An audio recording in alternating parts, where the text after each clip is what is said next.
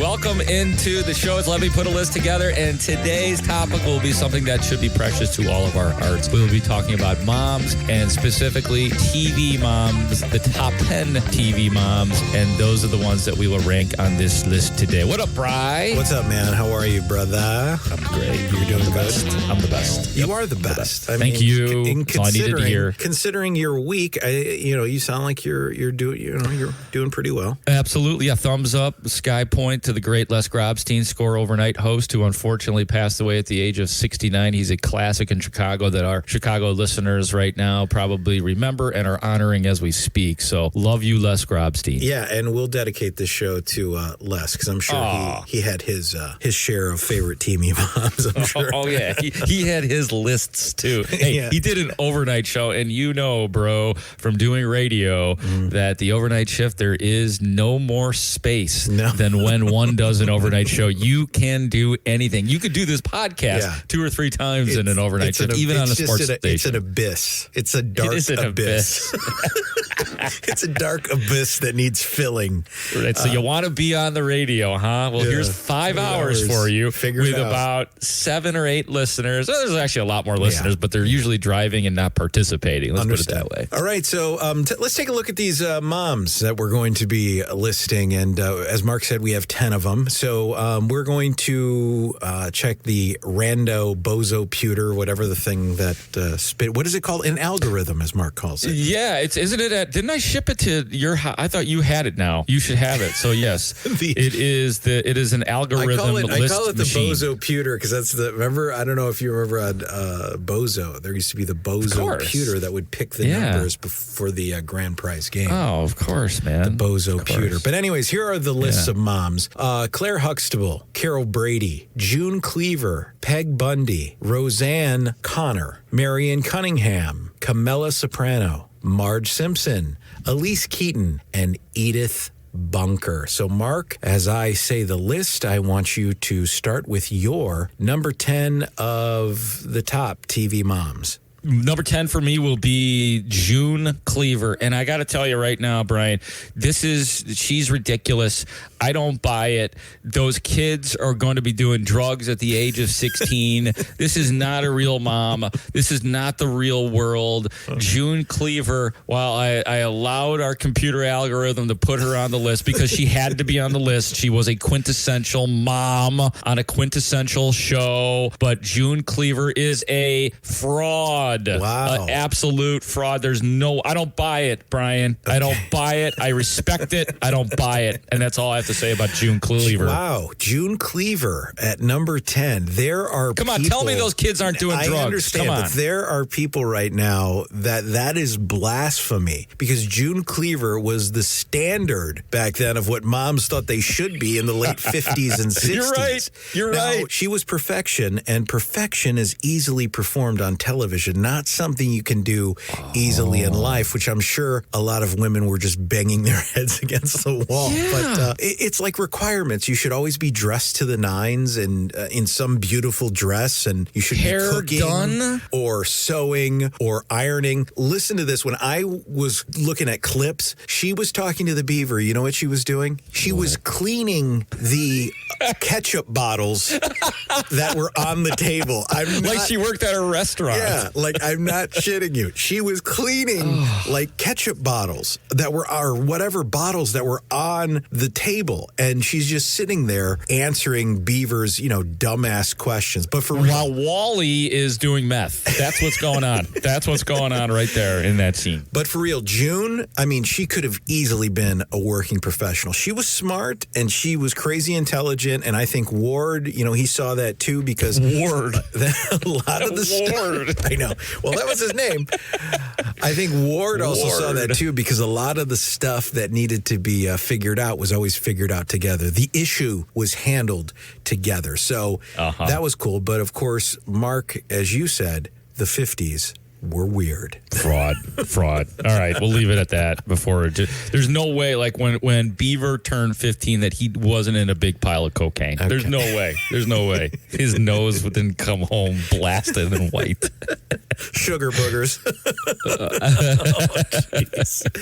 Oh, man. All right. So that was your number 10 was June Cleaver. Right now, seriously, there are people like that just have turned this off. I know. That's okay. Because you just started that horrible argument right there. We got to spike the numbers on this podcast. So, I got to go hard. You know what I'm saying? Yeah. So June is 10. What you got for number 9, all right. Brian? I'm doing the antithesis of June Cleaver, and that's Peg Bundy. Okay. Now, did Peg Bundy even work? I don't remember her even work. I don't know what she did. Was she a hooker? I don't. She dressed like. She looked like a hooker. I have no idea what was going on. She was a hooker.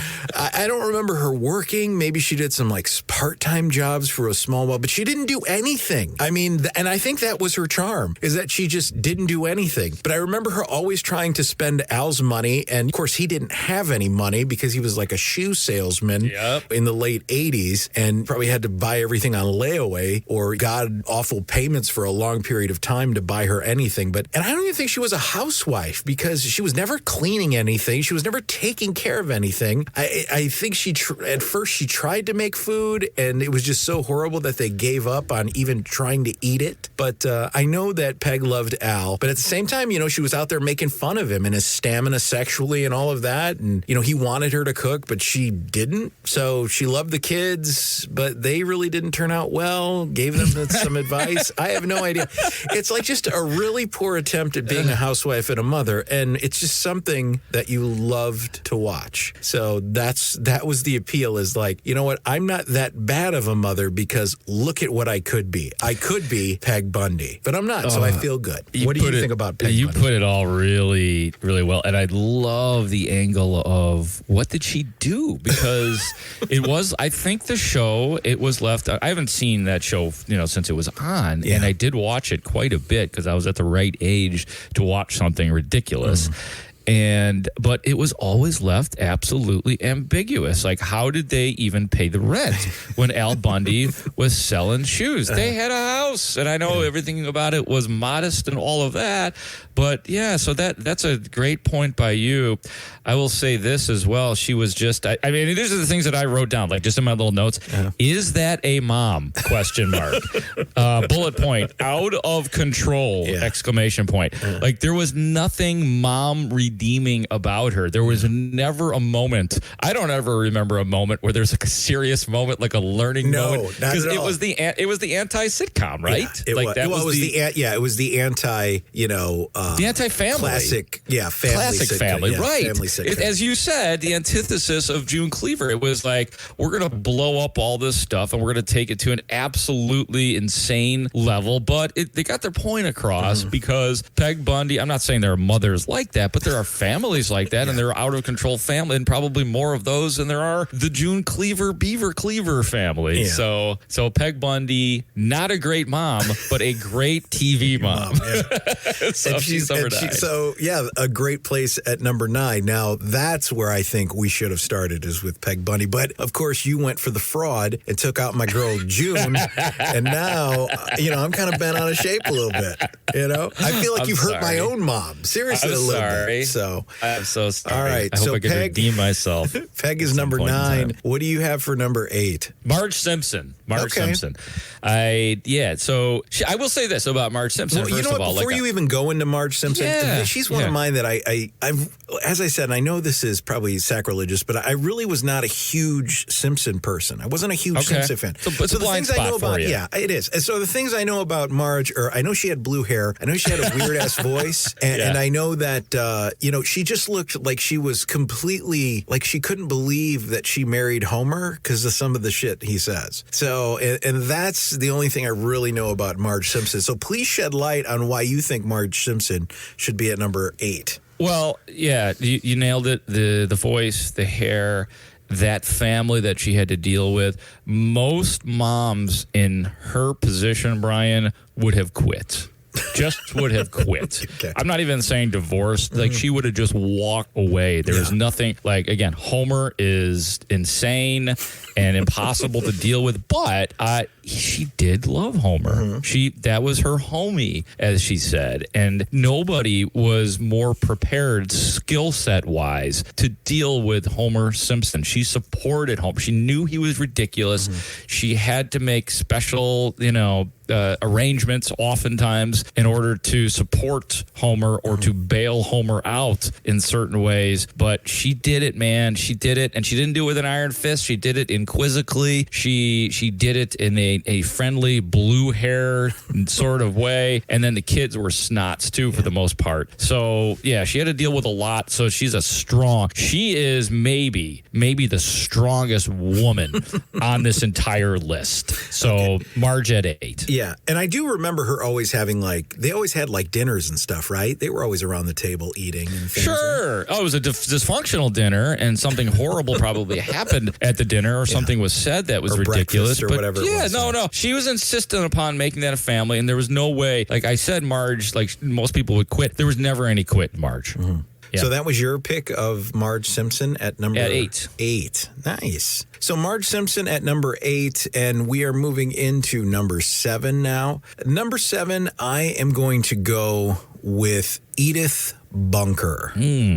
From All in the Family. Now, Edith was, I will just tell you, when I was doing some research on this and just from some of the shows that I do remember, Wikipedia described her as an uneducated, kind, cheerful woman. That's awesome. Isn't that great? I'll give you my word soon here. Okay. Subservient to a fault.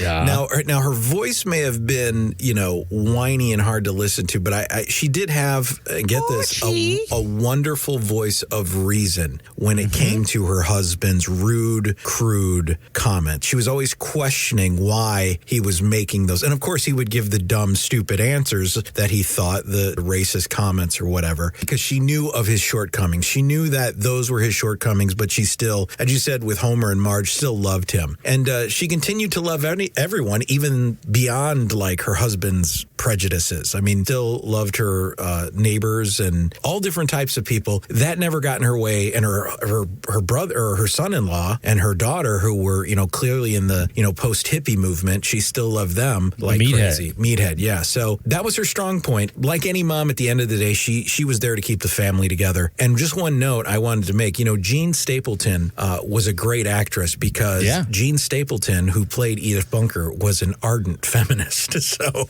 I mean, she might have played that craziness on TV, but I'll tell you, though, her real world was she was an ardent feminist. So, which shows you how much of an actress she was. Right. Yes, because the irony is just glistening through. I mean, Archie was not only all those things that you said, racist and discriminatory and undereducated and just unreasonable.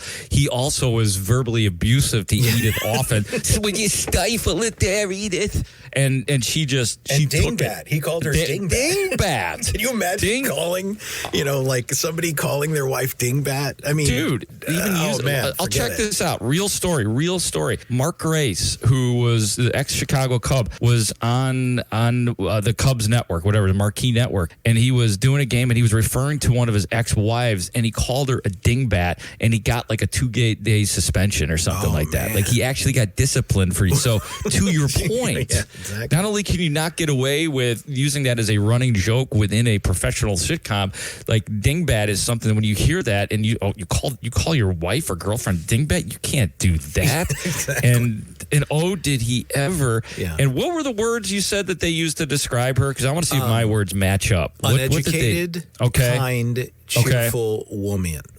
Sorry. Mine were innocent, optimistic, tolerant were her things. And there was definitely a level that maybe she was a little bit uneducated for sure, but that was part of her charm and her hilarity and her, oh my God, her tolerance of everything around her. And well, let's just face it, Archie Bunker, one had to be tolerant of his complete ridiculousness and idiocy and all of the things that we have described. You know what, as I think about Edith Bunker, I think that is part of the outrageousness of All in the Family at the time that it came out, because not only was it, it was covering those topics, but I mean, every angle of that was something that was totally shocking. Edith playing that subservient role, him being prejudiced, verbally abusing his wife, verbally abusing everyone. I mean, that was crazy shocking back then. I mean, it's shocking now. I mean, now I don't even know if that could even touch the airwaves, but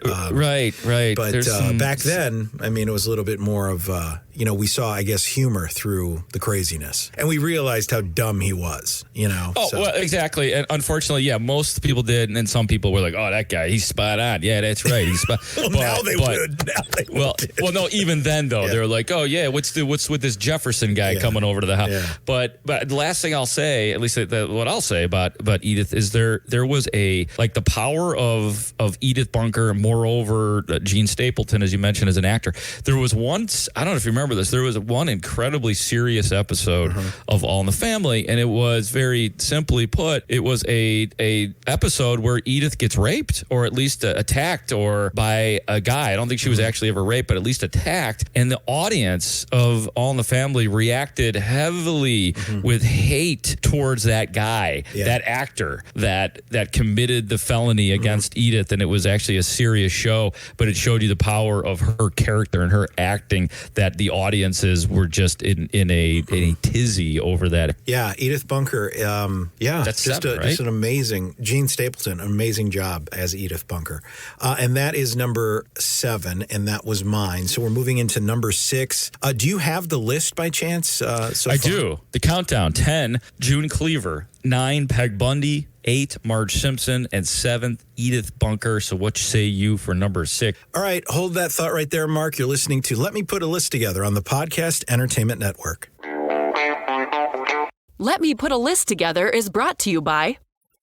This episode is brought to you by Vistaprint. You know when you give someone a gift that's so thoughtful they couldn't possibly part with it? This season, celebrate your favorite people by giving them something only they could get. At Vistaprint, capture that epic girls' weekend in a calendar for your besties. Or send everyone a gorgeous holiday card with your family making not-so-gorgeous faces. Make something just for them at Vistaprint.com/podcast and make it unregiftable. What if wearing underwear could feel better than going commando? Like if the waistband didn't roll or dig, and the fabric made you sweat less, and the whole thing moved with you, never against you. At Mack Weldon, we're reinventing men's basics, starting with your underwear. Introducing AirKnit X, our lightest, most breathable technology, engineered with 4-way stretch. If you don't love your first pair, it's free. So try one today at MackWeldon.com. And now, back to Let Me Put a List Together on the Podcast Entertainment Network.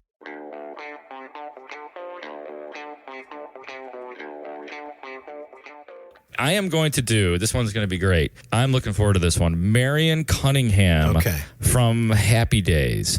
And I remember the Fonz on that show because I thought the Fonz was hilarious. Just the juxtaposition with the family and how much cooler he was and everything else. But I'm not going to lie to you, Brian. I can't do Marion Cunningham justice. I was not zeroed in on her enough. So I was going to pretend to just say stuff and maybe look some junk up. But instead, I'm going to have you tell us. Brian, tell us all about Marion Cunningham. Oh, Marion. What are you talking about? Hey, Mrs. C. Mrs. C. That's what they used to call her.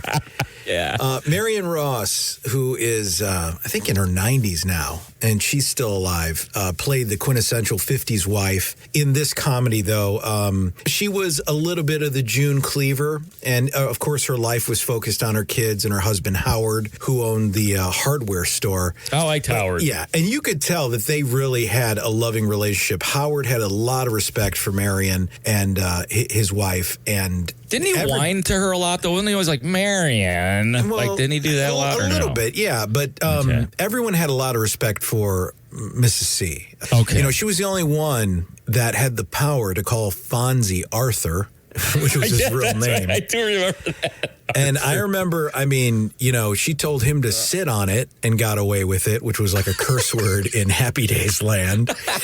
And she was also the only one that could make cool Fonzie blush. Whenever, she would give him a kiss or whatever, he would, blush. Now, I got to say, if you can make Fonzie do all that stuff, then that's some power and respect. And that's what Mrs. C had. She ran the family, but she was very respected, for her opinions and things. But, she was also, Marion Ross also had a great comedic performance with her as well, because she did kind of play that, just kind of, she's going along for the ride, quintessential 50s wife. So. Yeah. But I really did. I thought Marion Ross did a good job at Marion Cunningham, and she was just very sweet and very cool and just a very loving mom for all those kids.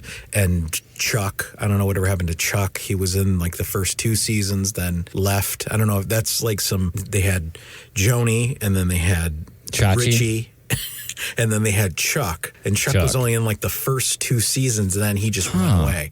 Happy Days Mysteries. The real story behind that is Chuck left. They got rid of Chuck because they wanted Richie and Fonzie to have that brotherly connection. Chuck didn't fit in. Sorry, Chuck. We're going to have to let you go. Once Fonzie kind of took over as the breakout star, it was like Richie and Fonzie were, Richie needed a brother, and that was Fonzie. Or maybe Henry Winkler just needed more money, and somebody had to take the hit. They had to take it. All I know is that Chuck would just bounce the ball all the time. He was a basketball player, and he would just come up to the table and, Chuck, don't bounce the ball at the table.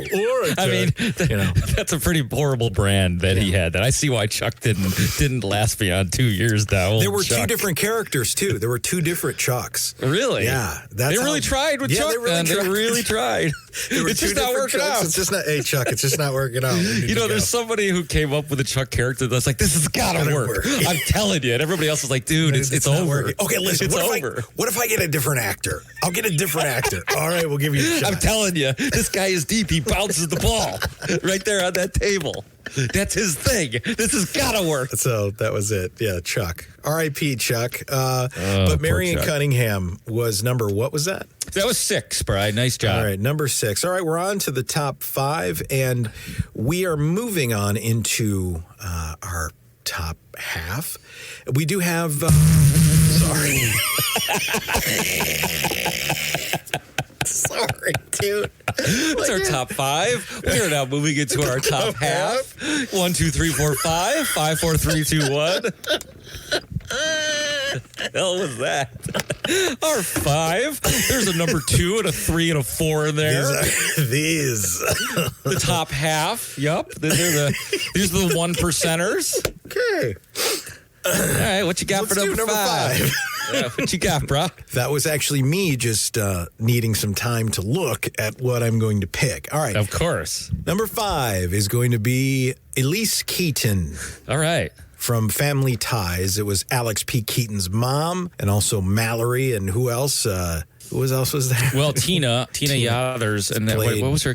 I forgot her character. Oh, Jennifer. Was it Jennifer? That's it, Jennifer. Jennifer Keaton. And then I think there was Andy. Andrew was the youngest. Remember, they had a. Oh my baby. God, they did. Yeah, Mallory, little Andy, who was like a little Alex, I think, and of course Alex, and then Jennifer, and of course and Nick. Then God bless. Yeah, and Nick. Yeah. Hey, Mr. Keaton. Mr. Keaton. Well, Nick, I don't really know, Nick. I'm not really sure, but let me go get Mallory.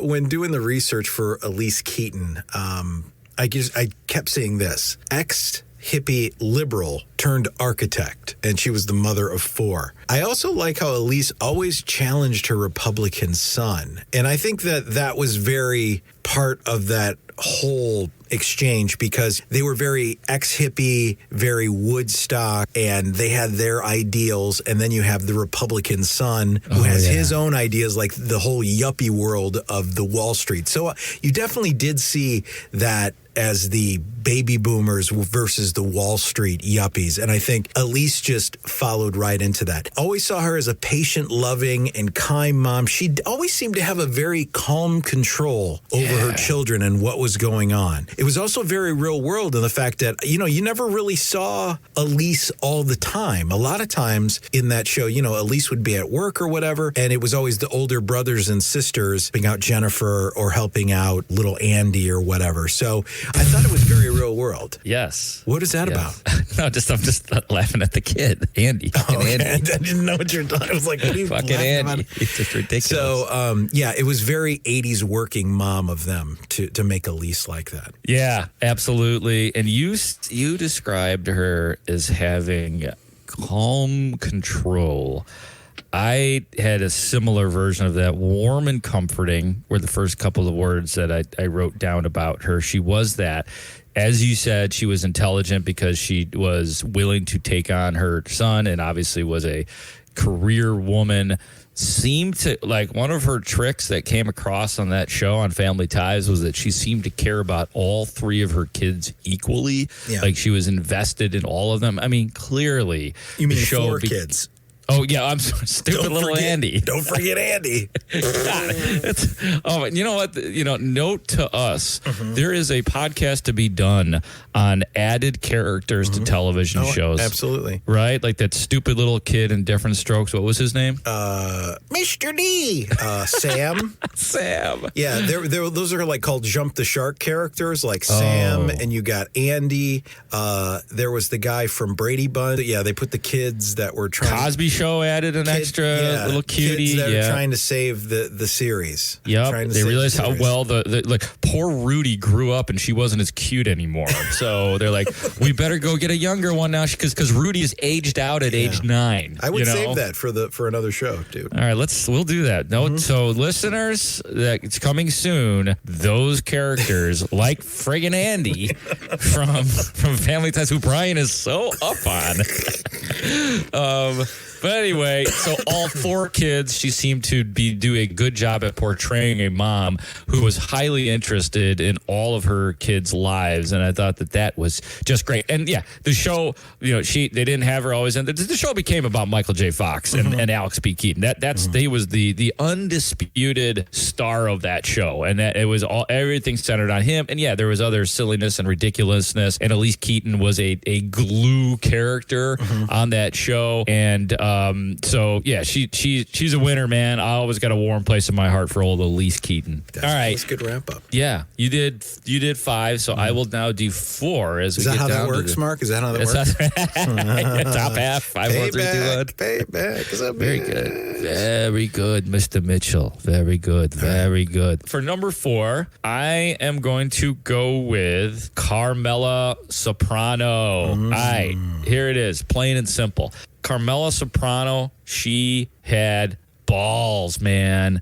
She was running a home that was run by, that was fortified by a gangster, a dangerous, murderous, scandalous thief of a man in Tony Soprano, a dangerous, dangerous man.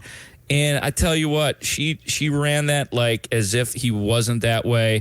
She had the balls to stand up to him. Like I was like, when I watched The Sopranos, there was always a little part of me that was worried about Carmela when she started to get out of hand and yelling at Tony and hitting Tony.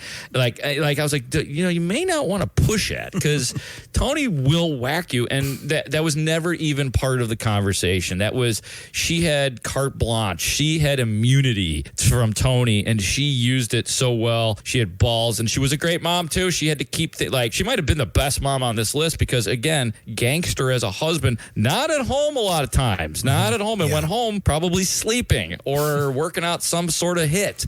And she kept the family together. Wasn't always pretty. The kids had problems, but she solved the problems. Yeah, it's an interesting story. I mean, I think it's because they got married so young that they really made that tight bond. And as he grew in organized crime, Tony Soprano, they're young, then they go and have their 2 kids. And of course, as you said, she was well aware of her life and that her life was made on blood money. But she still tried to put some sort of legitimacy in her family life. She was very protective of her family. She loved her husband, and she struggled with that life. I mean, even though, he was bringing in this money, she knew it was bad money. She knew that he was always at the bada bing, probably fooling around with one of the strippers or having some type of crazy infidelity. And his career was just like that. Probably drove her crazy, but she tried to hang in there. Not only that, but she was like a pretty dedicated Catholic. So she had all that Catholic guilt going around on her husband's lifestyle and trying to make something out of that. So I just think it was it had so many levels in that character. And Edie Falco did a great job playing that. She didn't like that lifestyle also because it put her family at risk, Sure. But she still stood by him. So, I mean, she was always an amazing right-hand man or mom for Tony.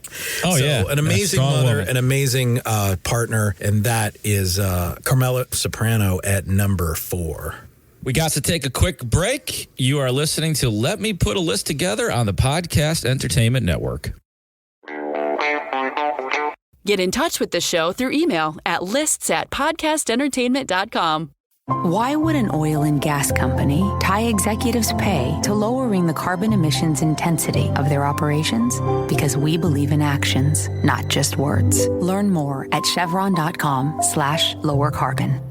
To show you how easy it is to file a claim with Geico, we hired a Shakespearean actor. Oh, woe is me. Wherefore art thy claims help when I hadst a fender bender? Pardon the interruption, but when you file a claim with Geico, your claims team will be in touch right away. But willest they forget about me later when thou needest updates? No. They'll always be there to, helpeth you out. Well, I suppose that I should bemoan something else, like my lactose intolerance. Oh, whyest must Derry disagree with me so savagely?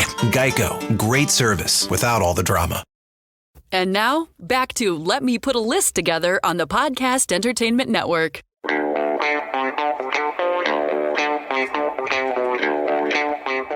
Here we go. Here's where we are, folks, because we're getting down to the nitty-gritty. June Cleaver at 10, 9, Peg Bundy, 8, Marge Simpson, 7, Edith Bunker, 6, Marion Cunningham, 5, Elise Keaton, 4, Carmela Soprano, 3 goes to Brian Mitchell.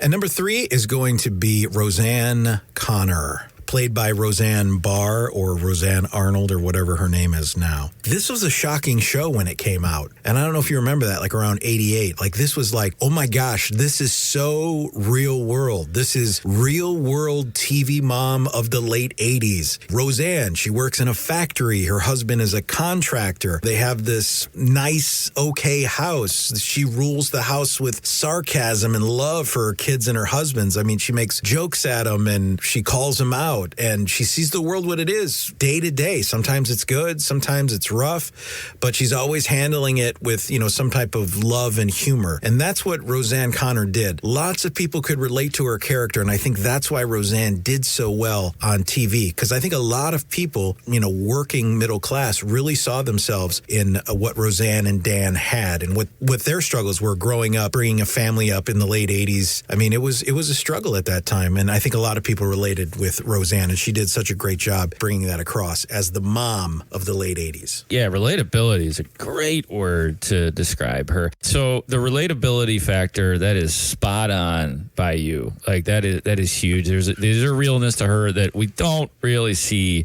with a lot of the moms on this list, like June Cleaver, Marge Simpson, and Peg Bundy. Those aren't really real moms. I actually think Carmela Soprano is relatable, and not necessarily in the gangster way, but just as somebody dealing with a lot of shit in her life. But Roseanne Barr, she is the anti-mom, too. Like, she's not, taking crap from these kids. You know what I mean? If these kids come home, she's going to tell it like it is. She's going to embarrass them.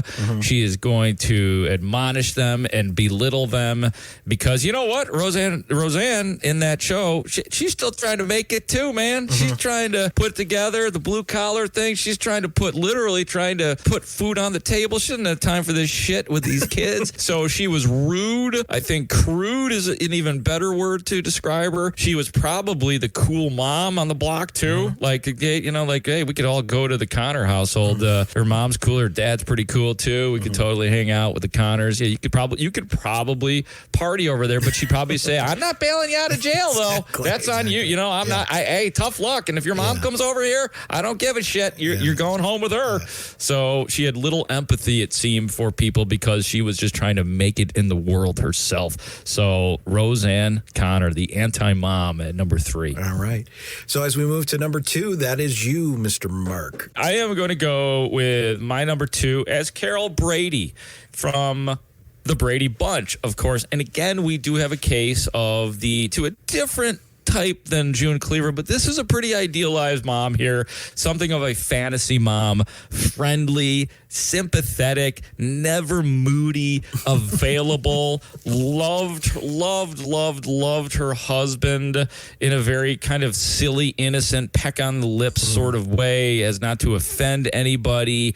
She was amenable to to strange kids, obviously, because, Mr. Brady brings in 3 kids and she welcomed them without a hitch. She was two more things. She was nice to the help. I'll say that as a generalized statement.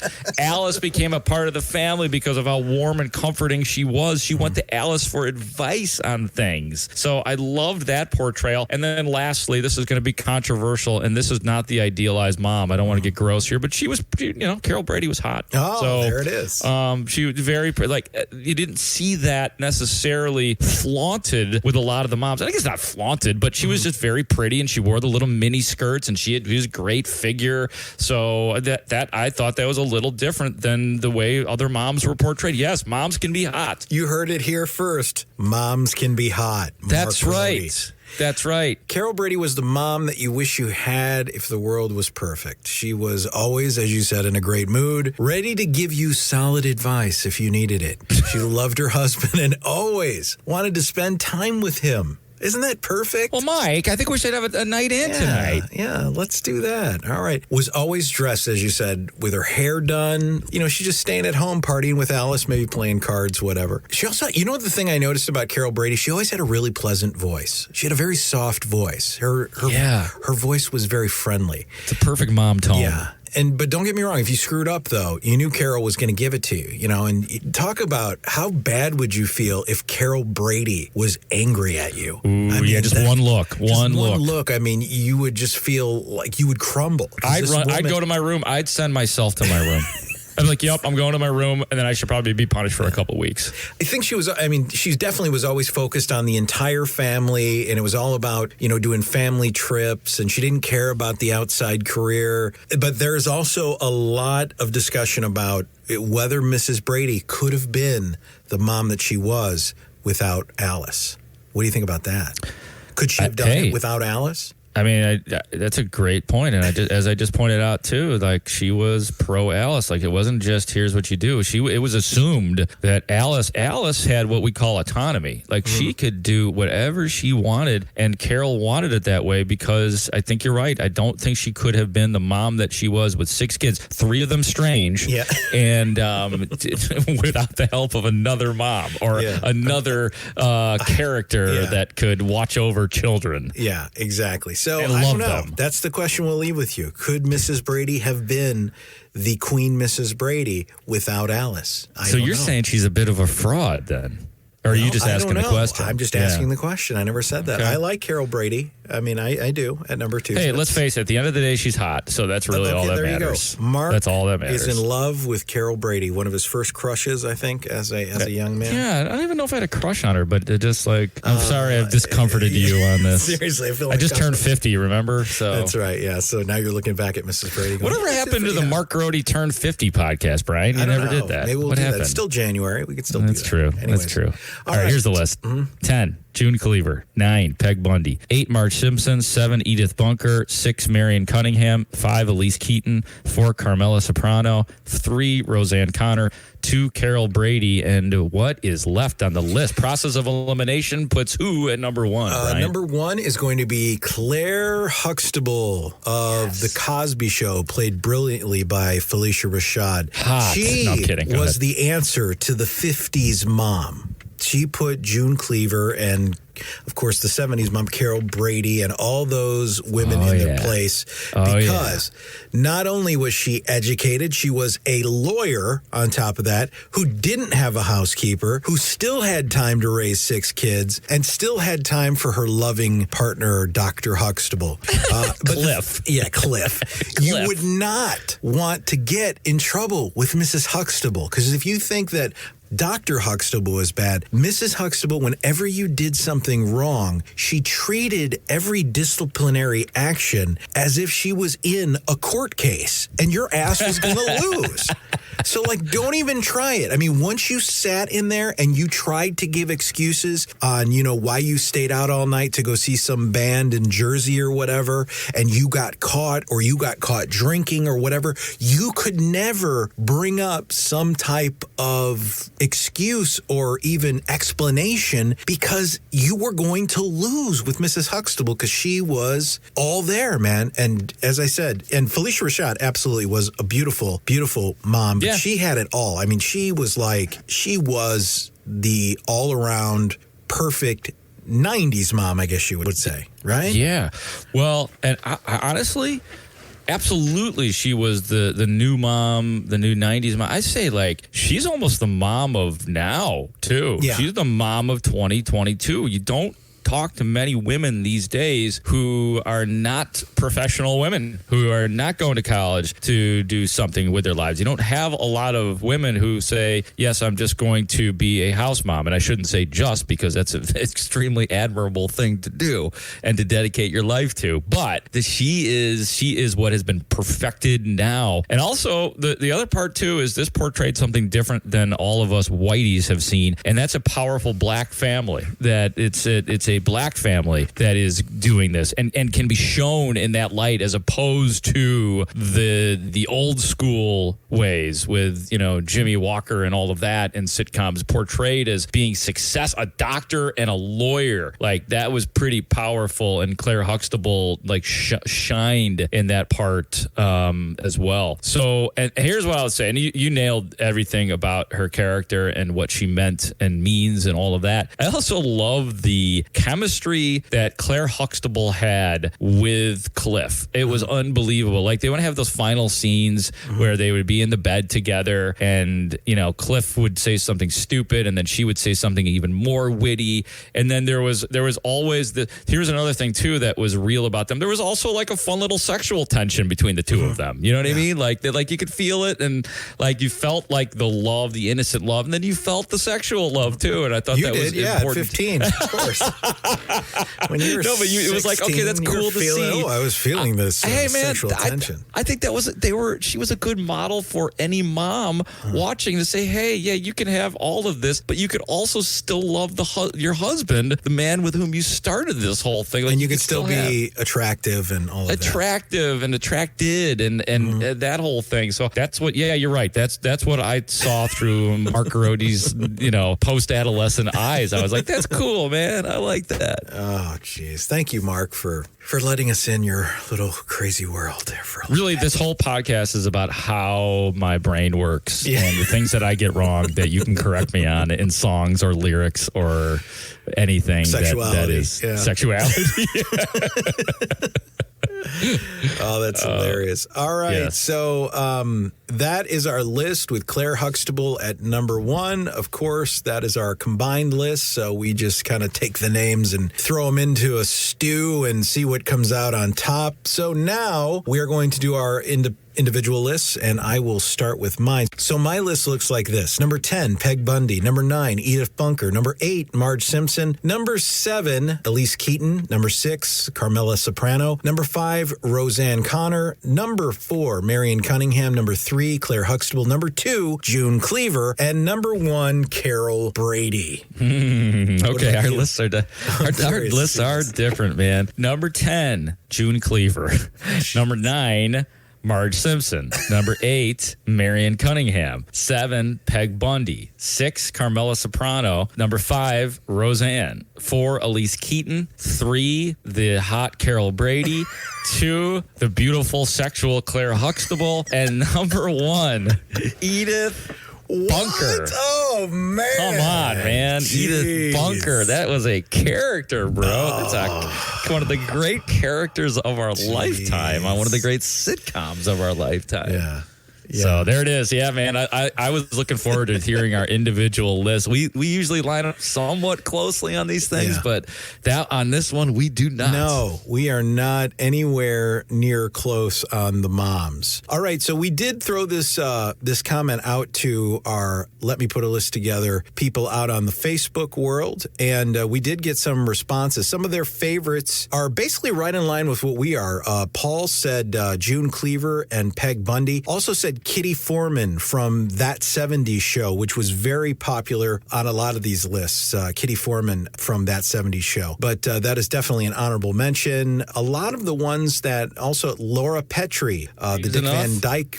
Dick Van Dyke. Dick Van Dyke Show. Maggie Seaver. Oh, yeah. Harriet Winslow from Family Matters. Vivian Banks from Fresh Prince of Bel-Air.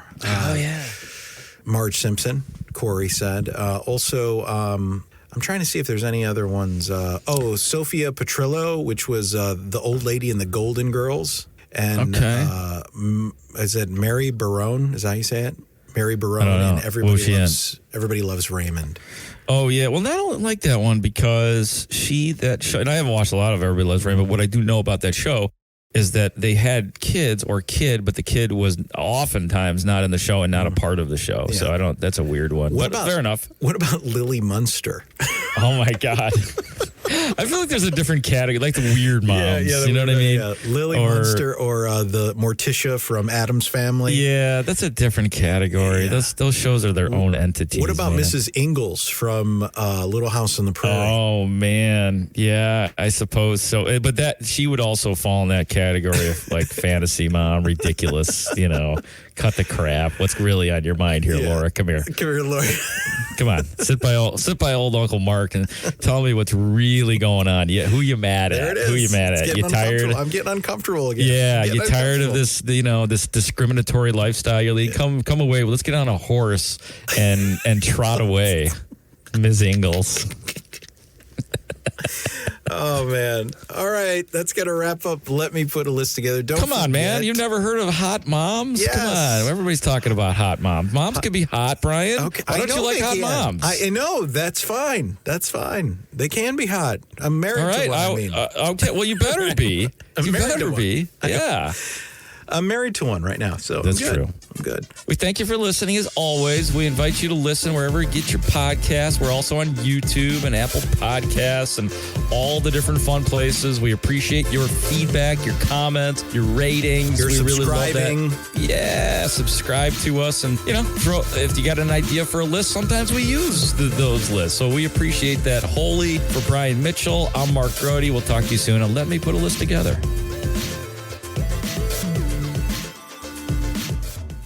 Get in touch with the show through email at lists@podcastentertainment.com. Follow Let Me Put a List Together on Twitter @PodEntertain. Enjoying this podcast? Be sure to check out all the other PEN podcasts by visiting www.podcastentertainment.com. Thank you for listening to today's episode of Let Me Put a List Together.